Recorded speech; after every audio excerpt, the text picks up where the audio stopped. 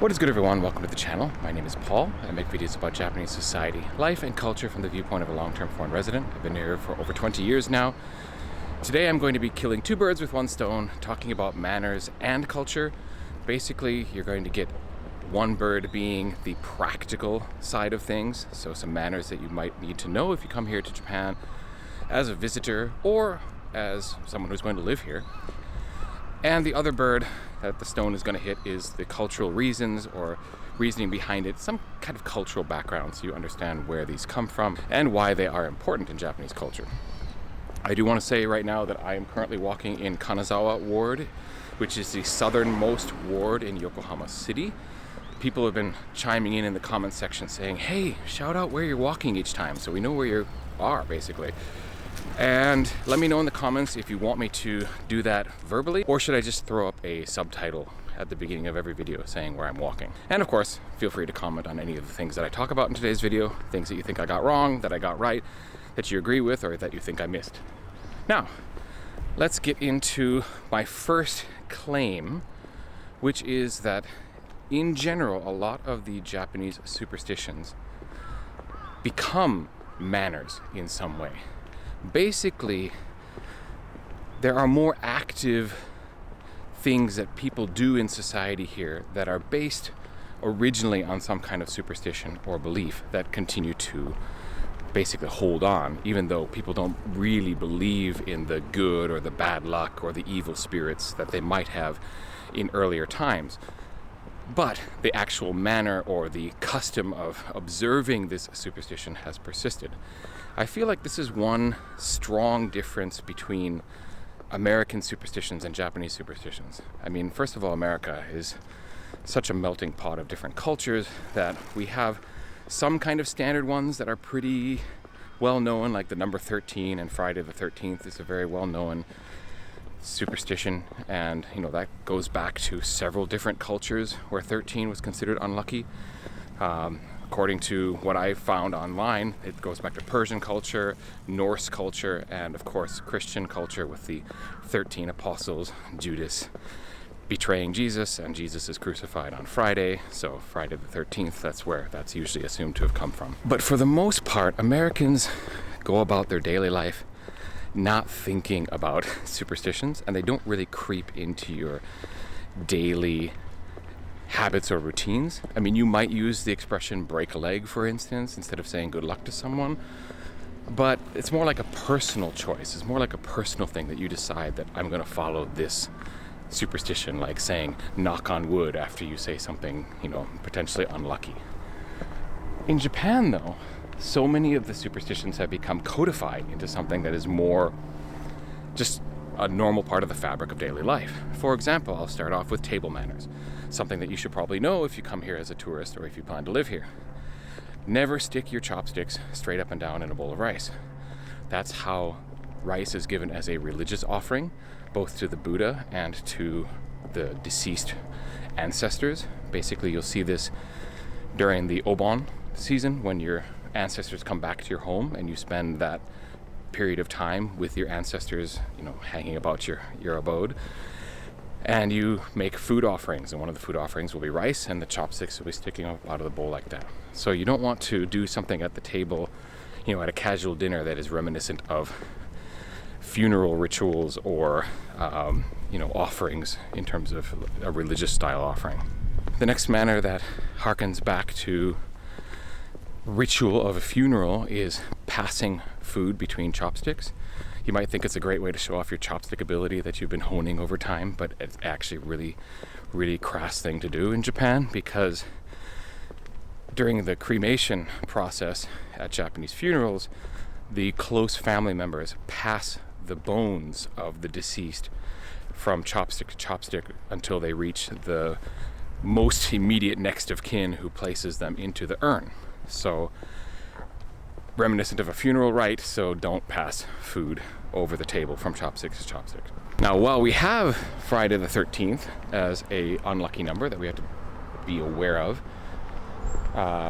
in Japan it's just become normalized that you don't ever give gifts in the numbers 4 or 9. Now, 4, shi, Shi also can mean death. Ku, 9. Ku, like kurushi, or like basically pain and suffering. So you don't want to give a gift that the word for the number resembles something terrible. And it's not like people believe that if you give a set of 4 of something, like someone's going to die. Like no one's following a superstition in that sense. It's just become so ingrained in the culture that you never ever give a gift of 4 things. You want to give in odd numbers like 3 or 5 or 7. Other funeral rites that have become just normalcy in Japanese life in terms of how people actually live their life are as follows. When someone passes away, it's traditional to have the deceased spend one final night in their home. So they're not just on a mortuary slab somewhere, they're actually brought into their family home where they spend one final night. And the body is dressed in kimono, they are wearing socks, and their head is placed facing to the north. Those things all play into things that you shouldn't do in Japanese culture, namely, you should avoid sleeping with your head to the north, because that's how bodies are traditionally placed at this time. You should avoid wearing socks, which is actually proven to be a health thing. Like, it's better for temperature regulation, apparently, if you don't wear socks while you sleep. But in terms of a manner, you shouldn't wear them because that's how the deceased is dressed. And the basic way that you fold the kimono halves over each other, typically it's left over right for normal wear. However, it becomes right over left for the deceased. So if you're ever in a ryokan, traditional Japanese inn, and they have the yukata for guests that you wear, make sure you do left over right, not the opposite, because the opposite is how the dead are dressed. Now, I've always kind of wondered if hotel developers deliberately build hotels here so that none of the rooms have the head of the bed facing north. I don't know if they actually take it that far. I've never checked into a hotel and remembered to check, okay, wait, is my head facing north? I wouldn't be surprised, though, if they do, because they will avoid, like, a number 4 room, right? There will be no 4 room. It'll be 1, 2, 3, 5, most likely. So that is observed. So maybe they do design things so you don't face with your head to the north. Other superstitions that are now kind of treated more like manners probably were born out of ideas about health. There's a lot of influence of traditional Chinese medicine and traditional Chinese thought about food, like spiritual energy, like ki or chi. For example, there is a very strong tradition in Japan of haramaki, where you wear this, basically a band around your middle to keep your center warm, like all of your vital organs warm at all times.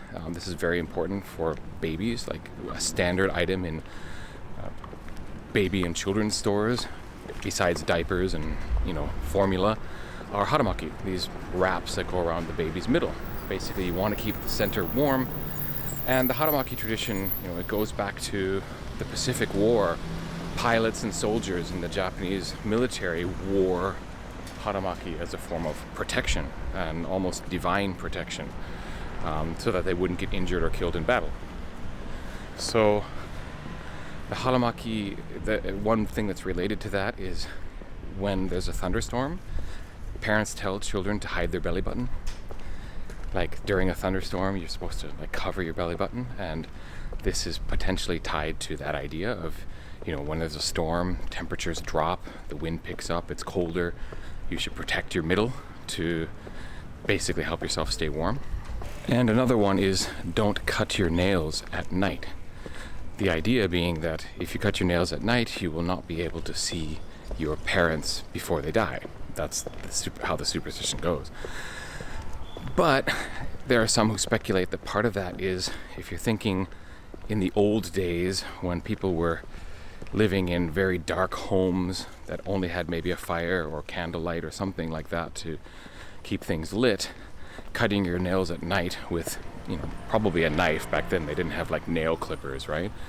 Probably could be a health risk. You could cut your toe, you could cut your finger, it could become infected, become deadly potentially, because you're not cutting your nails when there's really enough light to see by. And so, again, as a health risk, this superstition built up around it. And of course, as you can imagine, some of these manners are actually manners dressed up as superstitions to allow or to basically make children do certain things to behave. Like, there's a belief, or a superstition rather, that if you lie, you will lose your tongue. Like your tongue will fall out or your tongue will be cut out. Kind of gruesome, but like parents could tell their children this, and you'll lose your tongue if you lie. Another one is whistling at night. It's bad manners to whistle at night in Japan. I would say in general, based on how peaceful Japanese society is, whistling in general is kind of frowned on, seen as urusai or noisy. But especially at night, don't whistle at night. It's said, the superstition says anyways, that a snake will come out. Now, people speculate that the snake is actually referring to the days when thieves would use low whistles to signal each other that it's time to come out and attack a particular household. That might be true, but at the same time, a lot of people believe that it's just a way to tell noisy children to be quiet at night and not disturb others. And so it's actually a superstition that's dressed up to basically take care of getting children to have good manners. One final one that makes sense in historical terms, if you think about it, is actually one where we have complete overlap between Japan and the West, which is breaking a mirror is bad luck. And this one is pretty self-explanatory. The idea being, back in the day, glass, anything glass, especially something that was polished enough to be a mirror surface so you could see yourself, was very, very precious and very, very expensive. So breaking one, not only bad luck, but probably going to cause some financial hardship if you have to replace it or get another one. So, it's a practical superstition. Bad luck if you break a mirror, so be very, very careful with it, right? Because it's a very expensive and valuable item, at least back in the day. The last thing I want to talk about related to Japanese culture is the word plays. Basically, I've already talked about how 4, shi, also means death, or ku, 9, also means pain or suffering. And there's a lot of other superstitions and manners and things that come out of, or just Japanese cultural actions in general that come out of this wordplay when two words, or I should say two meanings, apply to the same sound of the word. And the last one I'll leave you with today is, you can try this if you are into lucid dreaming, or if you believe you can coach yourself to have a particular dream. There is a dream known as the Hatsuyume, which is the first dream of the new year. And if that first dream of the new year contains the following 3 things, in this order, you will have amazing luck in that upcoming year. So when you go to sleep on December 31st and wake up on New Year's Day, if you remember your dream containing Mount Fuji, a hawk, and an eggplant, you're going to have amazing luck. Now, Mount Fuji basically symbolizes stability. It's always there. And it's very tall, it's very high. So it's like a goal to overcome. And a hawk can soar high and thereby soar over Mount Fuji and make that accomplishment. Basically, it can potentially help you reach that achievement. And finally, the eggplant. This one is, I just learned this morning, to be honest. I've never heard this before or had it explained to me, but nasu means achievement, and nasu means eggplant. So the word play there is the achievement of being able to fly over Mount Fuji and achieve your high aims or your high goals for the new year. So if you have a dream with Mount Fuji, a hawk, and an eggplant, you are going to have a fantastic, hopefully 2026. If, I'm making this video at the beginning of December, so New Year's is coming up pretty quick. Kind of crazy that it's almost the end of the year already. It's been a very, very fun year here on Exjapter channel. I've seen a lot of growth. I basically went from 8,000 subs to getting close to 16,000 or 17,000. I don't even remember now. I'm not a huge numbers guy, so it's fun to watch my channel grow, but I don't obsess over it. But I'm so very, very happy to all of you who have joined, subscribed, basically commented, hit the like button, shared my videos with other people. I really, really greatly appreciate you. I love my comment section. It's getting out of hand recently. I'm having way more trouble keeping up with it now as I'm going forward, because not only are there many, many more comments, but I seem to strike a chord with people in my videos that makes them want to explain quite a bit about their own experiences and their own thoughts on Japanese culture, which is absolutely great. I'm here for it. It just takes a lot more time to read and respond to those very long comments. I'm not saying don't do them. It's great to see it, and I'm happy that people are taking the time and they have the interest to make such long comments. But yeah, it's the practical side of it is that it's hard to keep up with everything now. So please don't be insulted if I don't get to your comment right away. I'm trying my best, but I certainly invite you to continue to interact with the channel, and I really like seeing what people have to say. And if you've made it this far in the video and you still haven't made a comment or hit the like button or subscribe, do it now. Thank you so much for watching this particular video. You can check out my sponsors below if you want to help the channel more directly. But at the end of the day, I'm so happy that you came along this walk for me on this really, really pleasant, nice weather fall day before it's gotten actually full on cold here in Yokohama. And I look forward to seeing you in the next one. Peace.